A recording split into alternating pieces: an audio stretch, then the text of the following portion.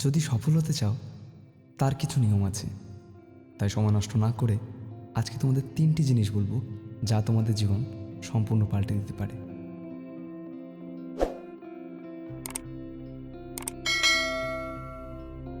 Number 1, write down.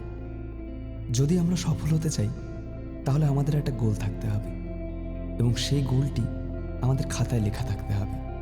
অনেকে বলে তোমাদের সফলতা তোমাদের ভাগ্যে লেখা আছে, কিন্তু না বন্ধুরা, তোমাদের ভাগ্য তোমাদের সেই খাতায় লেখা আছে, যে খাতায় তোমরা তোমাদের গোল লিখে রেখেছো। প্রতিদিন রাতে ঘুমানোর আগে তোমরা চেষ্টা করবে তোমরা সারাদিন কি করলে, তোমরা পরের দিন কি করবে, তোমাদের আজকে শেখা কি হলো, এ সমস্ত তোমরা সেই খাতায় যেন লিখে রাখো।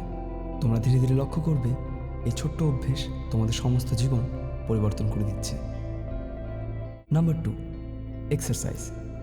বন্ধুরা, তোমরা কিছু করো বা নাই করো, এক্সারসাইজ তোমাদের করতে হবে, কারণ এক্সারসাইজই একমাত্র পথ এবং জীবনের উপলব্ধির এক চূড়ান্ত মাত্রায় নিয়ে যেতে পারে। স্বামী বিবেকানন্দের সেই বিখ্যাত উক্তি, গীতা পড়া অপেক্ষা ফুটবল খেলা ভালো।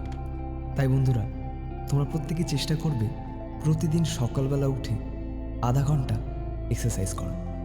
এই অভ্যাস তোমাদের জীবনের সম্পূর্ণ পরিবর্তন করতে পারে। তাই বন্ধুরা, প্রতিদিন সকালে এক্সারসাইজ। নাম্বার 3, চেষ্টা করো। বন্ধুরা, হয়তো আমরা বারে বারে হেরে যাই, হয়তো আমরা পেরে উঠি না, হয়তো আমাদের ভুল হয়ে যায়, কিন্তু তবুও আমাদের চেষ্টা করতে হবে। এই চেষ্টা মানুষের এক অসীম শক্তি।